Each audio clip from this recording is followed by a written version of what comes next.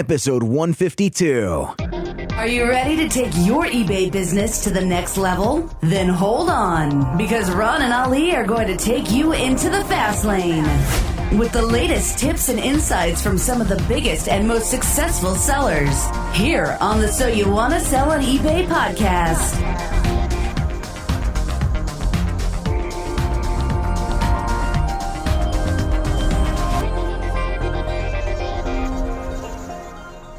Welcome once again to another episode of So You Want to Sell on eBay. I'm Ron LeBeau. And I'm Ali Young. Hey, everyone. We have with us today Melody Purdy. Melody, how you doing today? I am doing great. We just returned from a week vacation, and I'm ready to go. Wow. Oh, my God. That's awesome. That's awesome. So much to talk about here. So Melody started selling part-time on eBay in 2013. While still employed as a receptionist, although a bit sooner than planned. In 2016, she left her office job to sell full-time on eBay and Facebook. Melody's passion and main selling focus is vintage custom jewelry. She has plans to begin offering local group and individual eBay selling classes later this year. Wow. I mean, that's another one. We got another one, Ron, that worked for a job, decided, you know what, that's not for me. Let's get selling on eBay. That's brilliant. So this is a common question that we always ask people who make that move, because to some new people, that type of move is quite scary. You know, you've got a job, it's somewhat secure, you get a paycheck and stuff, and then you move into the eBay world where, oh my God, am I actually going to make a sale today? So what was your process? Did you plan that before, or was it like you went nuts and said, I'm out of here, laters? Well, that's a good question. Actually, we planned it. However, our plans were changed a bit. We went on vacation about 2 years ago, and we like to use our vacations as a time to reflect and plan for the future. Yep. Well, that particular vacation, things were going well with eBay, and so we were making plans on transitioning to full-time with eBay rather than the part-time that I was doing. We planned on, in 2017, going full-time, which was about 6-7 months further. Well, you know, when you plan something, it never quite works out. I know that feeling, yep. We got back from vacation. My first day back to work, I was called into the manager's office and told that my position was eliminated. So be careful what you pray for. Yes, or thank you very much. I'm out of here. Yeah. It's a bit hardcore. I'd never lost a job before. I called my husband sobbing, and he just laughed. He chuckled because, you know, you plan and things never go quite as planned. Definitely. Right. I had that exact same, a very similar scenario happened to me as well. So I completely understand that. I was there 20 years and that same thing happened. So it was kind of a unique situation there. But that's really awesome that you kind of bounced back. You started selling on eBay and went full board on selling on eBay. Very cool. Yes, I did. So was you already selling at that point? I mean, you already had a functioning store at that point, did you? Yes, we did. We were married in 2015, and within a couple months of our marriage, we decided, my husband had sold on eBay previously, and we decided we would get started together on eBay. We started out selling books, did okay with books, but we wanted to add more. We did dollhouse miniatures and just a variety of things. Yeah. Okay, don't say dollhouse miniatures again. My wife is upstairs, and I'm telling you what, she'll come down here. No, we cannot say dollhouse miniatures. Yeah, she'll be selling them. I am dollhouse miniature broke around here. You know, I may still have a few pieces left. There you go. No, add some more to that collection, Ron. It's really yours. Stop blaming it on the wife. Okay, note to self, wife can't hear this episode either. Okay, good. So I'm looking at your store here. You've got such variety. I mean, you've got from knitting stuff to jewelry. I mean, so is it you just walk into somewhere and you think, I'll have that, and that? I mean, what's your shopping thing? Well, really, we've chosen to focus on jewelry at this point, and the knitting things and all the other odds and ends are things that we are gradually phasing out of. I have 2 stores. You're looking at my big store there. The other store is a bit hodgepodge, and it was more my husband's. I'm going to blame it on him. And so I'm transitioning the non-jewelry things over to that store. Wow. And that's a smaller store. That's a mission as well. It is. Wow. So your store, the store that you're talking about, what's the name of it so everyone can hear it? Melodies Uniquely You. Beautiful. So is it, I mean, is it hard to have 2 stores? I mean, I find it hard enough just with one, and I've only got 5 products. It is hard to have 2 stores. That's why the other store, I'm not even going to tell you the name because I don't even want you to see it right now. It's not organized like I like it to be. So it's difficult. Yeah. Hopefully I'll get back to that store someday, but right now this is my focus. Cool. So that's awesome. So where do you source mostly? What kinds of places do you get your products from? In the summer, we love garage sales. I get a lot of jewelry at garage sales. We also do auctions, estate sales, and I've started actually buying some estates. I put the word out there that I'm looking for estate jewelry, and I have people contact me saying, my mother's jewelry, I'm trying to get rid of it, and I go help them out with that. Yeah, I bet you do. You know, go. I do. I bet you I do. love it. I'll help you out with that. Here comes my truck.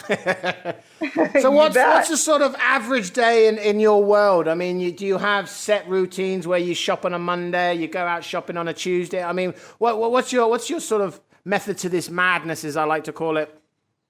Well, most days start with shipping. I like to get that out of the way. Yep. As far as sourcing, going out shopping, I have a lot of inventory. So I wouldn't have to shop, but I love to shop. So shopping is when I work it in. My husband sometimes goes with me.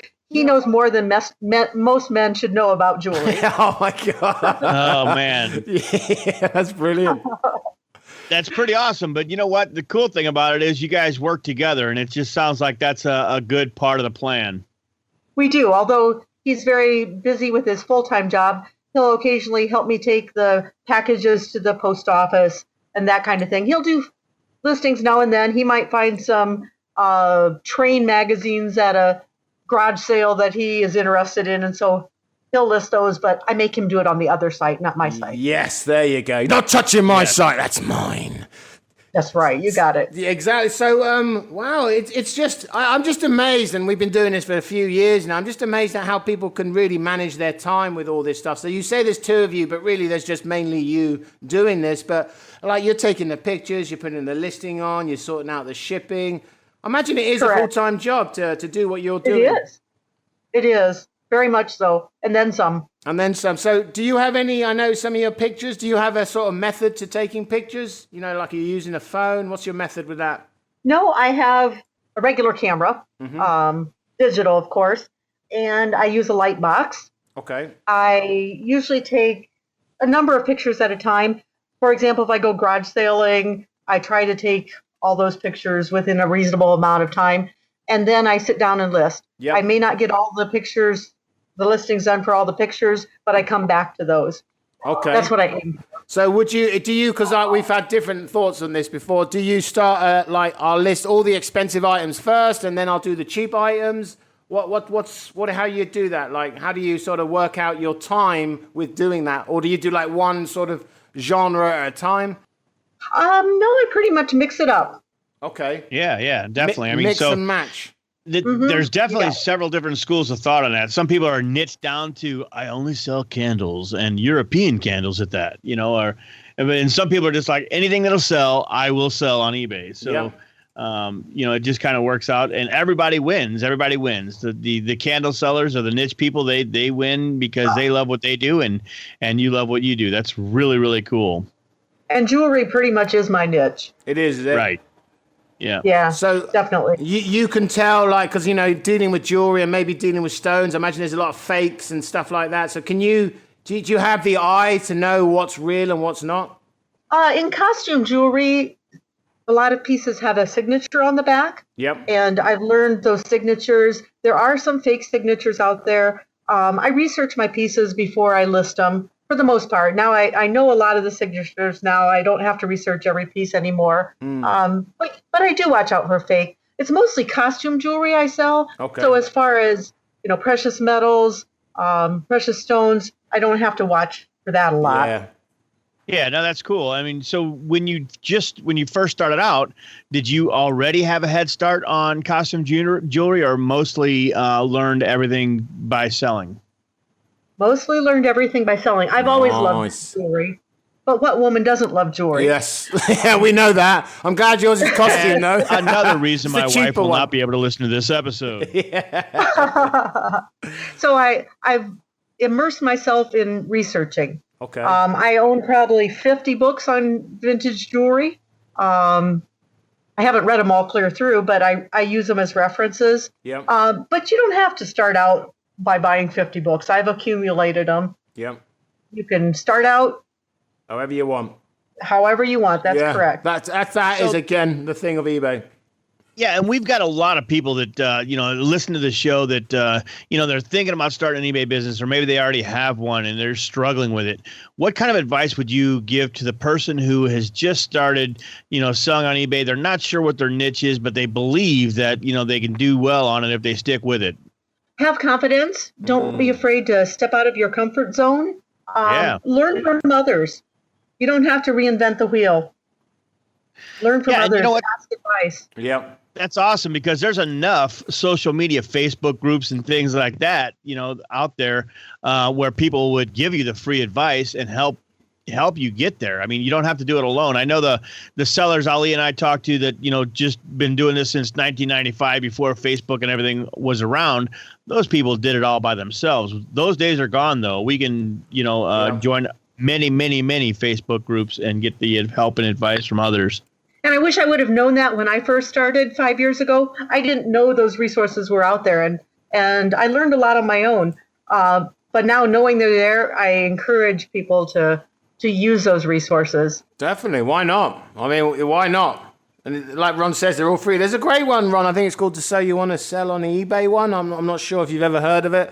That's a funny one, that one. So It's time for a quick break, but the guys will be right back here on the So You Want to Sell on eBay podcast. Join us for eCom Chicago, our 5th annual 3-day conference on October 18th through the 20th, specializing in e-commerce and business growth. Listen and learn from accomplished speakers in the e-commerce world, including eBay, Etsy, Merch by Amazon, Walmart, Jet, as well as many others. This will be an opportunity you don't want to miss. Network, share tips and tricks, challenges, and successes, and learn from expert speakers and sponsors, as well as the numerous attendees from across the U.S. Be sure to check out the special pre-show vendor day on October 18th live, where vendors will be focused on demos on products and services. Find all the info at ecomchicago.com. Use coupon code podcast to receive $20 off your registration. Visit ecomchicago.com. Sponsorship opportunities available.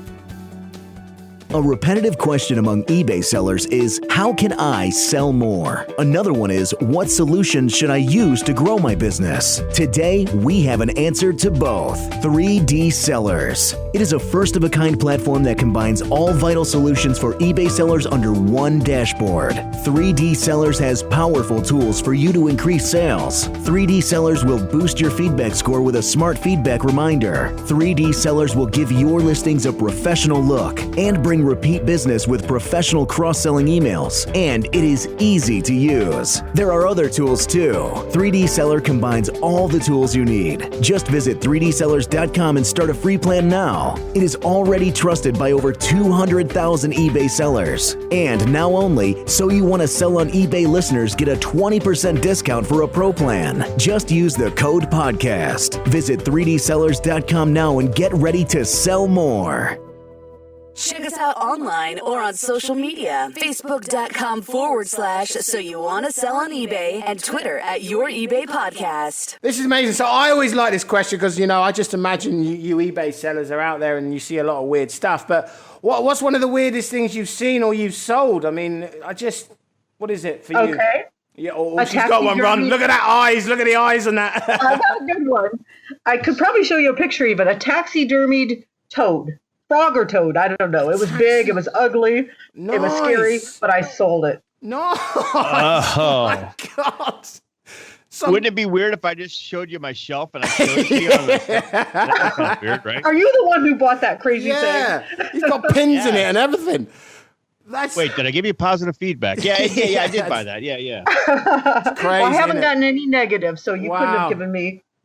So it's crazy, one, that someone sells it. It's crazy, two, that you actually buy it. And then it's crazy, three, that someone else wants it. You know, it's like, yes. Yeah.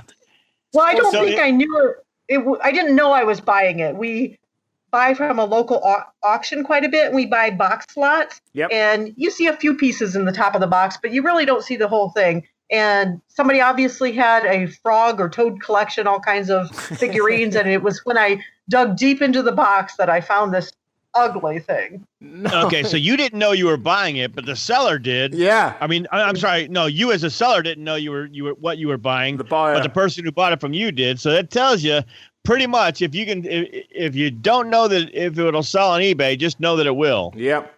That's right. That also tells you can go anywhere around your house at all, grab absolutely anything, and it will sell. Well, I don't have any of those sitting around my house. I don't know about you. No, it's not. No, we normally eat them. They don't last long in Asia. That's right. That's right. This is brilliant. So let's talk a little bit about how you package things. I mean, so because we talk about your photos a lot. I mean, people's photos, and your photos look awesome. But how does the packaging work for you? I mean, because obviously you got big boxes, little boxes, things like that. Do you just keep a bunch of boxes laying all over the place? What does that look like for you? Well, I try to think ahead of time what boxes I'm going to need and keep stocked on the boxes. I take advantage of eBay's store owners getting some free shipping supplies. That helps out a lot. Yeah, I like that program. I just keep supplied. I love selling jewelry, though. Again, that's another reason why I'm transitioning to jewelry, because it's so easy to ship. Yep. I take a piece of jewelry, wrap it in a piece of tissue paper. If it's a more expensive piece, I'll use a little box, but then I put it in a bubble wrap, put it in my shipping box, add some packaging paper, and ship it. It takes me about maybe 5 minutes to ship a piece of jewelry. Wow. So I love selling jewelry. And it's inexpensive. It doesn't weigh much most cases, yeah? Exactly. Most pieces are 4 to 6 ounces.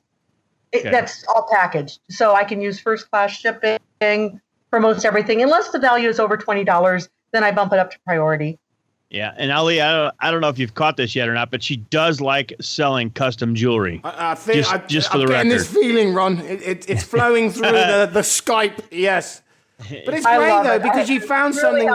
You found something you like doing. I mean, and doesn't that just make it more fun? It definitely makes it more fun. If you're selling toads every day and you don't like toads, it's a bit of a waste of time, really, isn't it?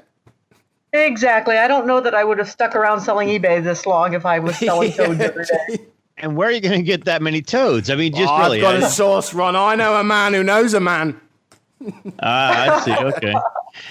Who knows a taxidermist, obviously. That's it. It's cool. So have you noticed any, I mean, you've been on eBay for quite a short period and your feedback's getting up there straight away. I mean, have you noticed any changes just in the period of time that you've been doing this? I mean, have you been keeping up with all the latest sort of eBay stuff? Oh, yeah. I try to keep up with the changes, go with the flow. Yep. Make it work. Yep. Yeah. Awesome. We love Go With The Flow. Go With The Flow works. I mean, it's part of the process, right? So, and speaking of process, we talk about processes all the time. When new eBay sellers start selling, they don't have processes in place. And all of a sudden, things start coming together. And if I did this, I could do this. And all of a sudden, 6 months, 8 months, a year into it, they've got processes in place that really help them streamline everything that they need to do. And I'm sure you've done the same thing, right? Absolutely. Now, I don't know that I always thought far enough ahead with my processes. Mm-hmm. So my advice would be to plan big, think ahead. What's it going to look like 6 months from now? Make your systems so they can grow with your business. Yeah, definitely. Inventory, for one thing, with me. While I was still working full-time and selling jewelry, I had a problem with not being able to find pieces that sold occasionally. Not all the time, but occasionally. And that is a problem. Yeah, so you put something in place for that, and that's actually such a common issue for a lot of people, is especially when you get into like hundreds and thousands and those types of numbers of products, is finding it, where to put it. And so what do you do for that? Have you created like buckets? Have you created like racks? I mean, what's your way around that? I have purchased these hardwood or fake wood organizers that you can put the cloth cubes in. Okay. And then when I buy a new lot of jewelry, I give that lot a name, and I have a baggie within the drawers for that particular lot. Each piece goes in its own small baggie inside that too, with a date on it. So with the new system, I very seldom have missing pieces. If you have to look an hour for a $10 piece of jewelry, you're not using your time very efficiently. Definitely. So, Do you, you said you give the lots names. Do you name them like the weather source does, like the storms and stuff, like, Esmeralda? I mean, my God, Ron. It's normally after stars, but storms? a little more simple than that. For example, I had a sale on Live Oak Drive last year, so it was LO for Live Oak. Just simple names. Very cool. I like simple. Simple works, doesn't it, Ali? Keep it simple. That's what they say. I'm trying to figure it out, but so you'd be able, and imagine jewelry's a lot easier than selling shoes or something because you got all these boxes everywhere. So you can sort of stack them up a bit easier. Can you? You can obviously get more jewelry in a smaller space. Obviously, physics. Absolutely. However, we do have a large storage unit, which comes from us overstocking on other items. There we go. Yeah, I've always liked the idea of selling small items that you can package pretty easily. I mean, you go in you can buy lawnmowers and things on eBay too, and in some cases like free shipping, and it's like, how do you do this? I don't have a clue how you. But anyhow, I like the idea of selling small items as well. definitely, absolutely. But there's also a downside that you can lose them more easy. It's like, where's that ring? I'm sure I put it here somewhere. Oh, it's on my finger. How did that get there?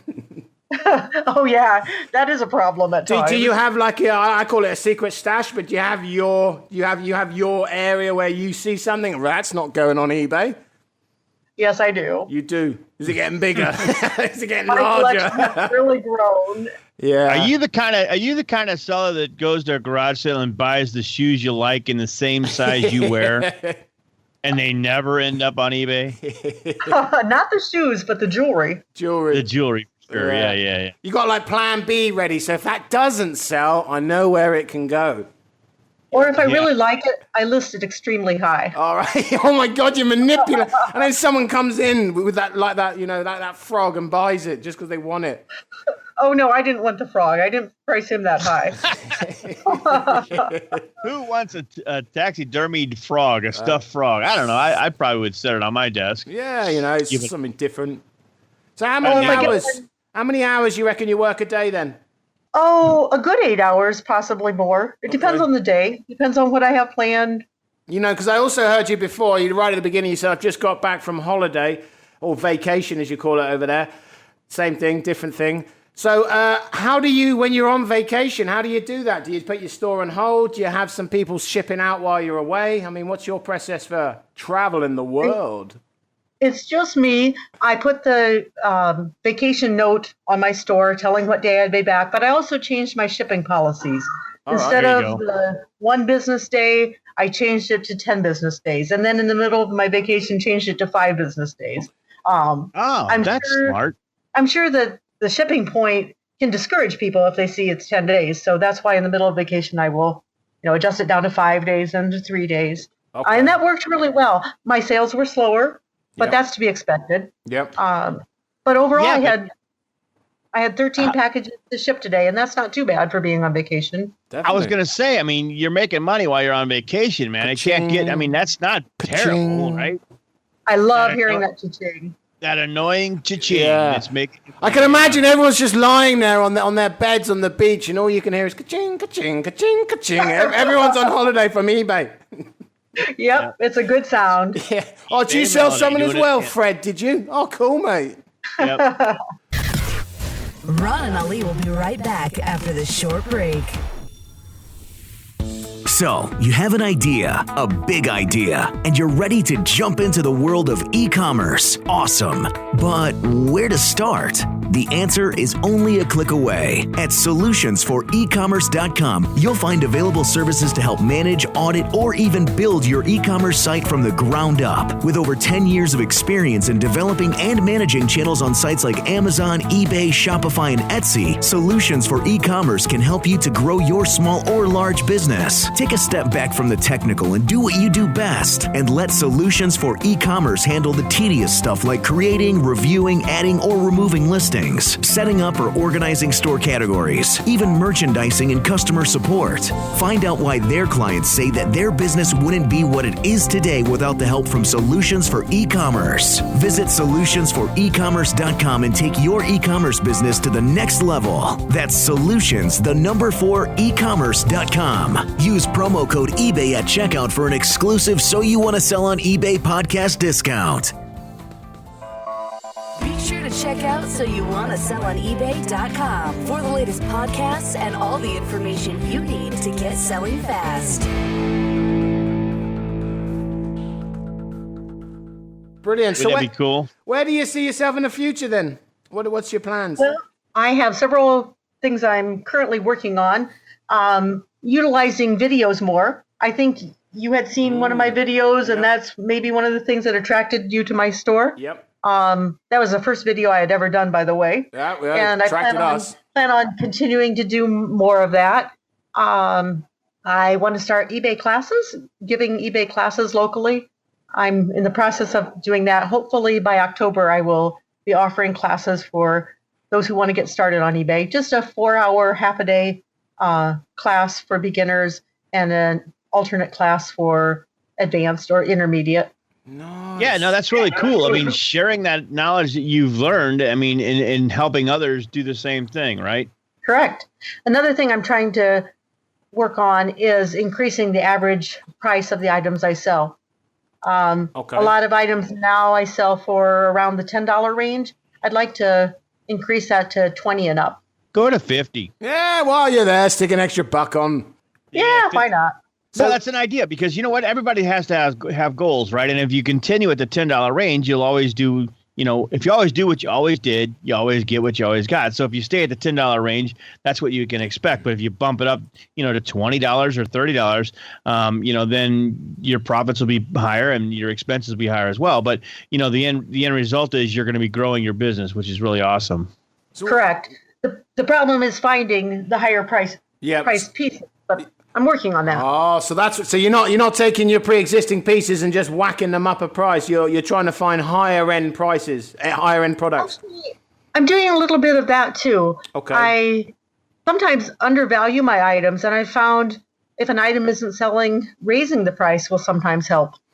There's that illusion, there's that, yes. You think because it's more money. My mum has a clothes store and she goes in our little area, she sells, let's say an item for £10, let's say $20 to keep it American, just in case you get confused with converse, don't want to do any maths on this show, it gets too complicated. But she can sell something there for $20, but when she goes to London, the same item, she'll put $50 on it and they'll say that's cheap.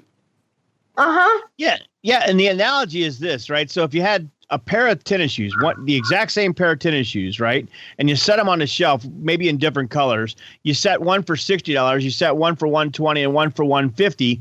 In your head, you just think that the one for $150, correct, even though they're the exact same shoe, has to be better quality. It just, for some reason, it has to be better quality, So yeah, because you can, as you mentioned, Melody, you can actually cut yourself off by selling too cheap too, or too inexpensive. That's very true.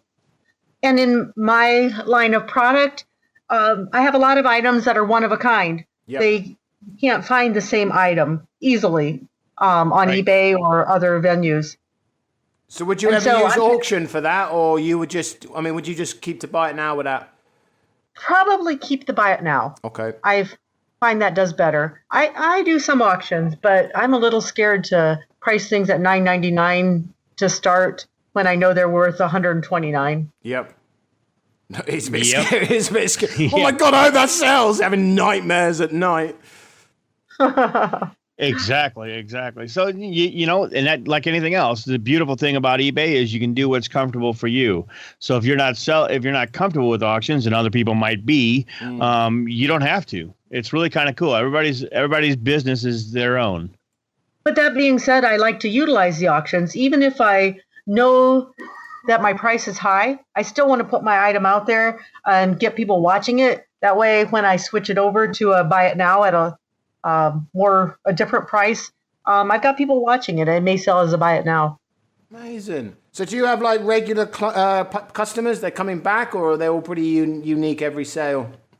I do have regular customers. I'm remembering, noting what my customers like, and I try to let some of them know when I list a piece of that from that designer or that style of piece. Yep. And I have that's cool. customers coming back. Some That's days about cool. half of my orders are repeat customers. Yeah, definitely. That's what you want, isn't it? Absolutely. Yeah. Show them the love and they'll love you back, right?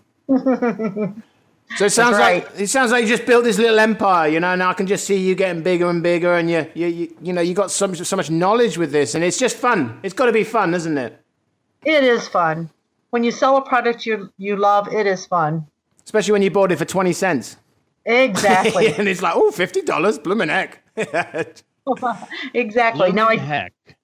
I did find an interesting thing in a jewelry lot that wasn't jewelry. In the bottom of one of the boxes was a little square of paper, and I pulled it out, and it was a ticket stub for an Elvis Presley concert in 1953. Nice. And I sold that on auction. I believe I got a little over $300 on that. Well, that was an exciting. Wow. That's pretty cool. Yeah. Surprise. That was very cool. You're lucky you didn't throw it away. I mean, I imagine it was quite small, yeah? It was about an inch square, maybe. Yeah, what's that? Oh, I don't want that. It's...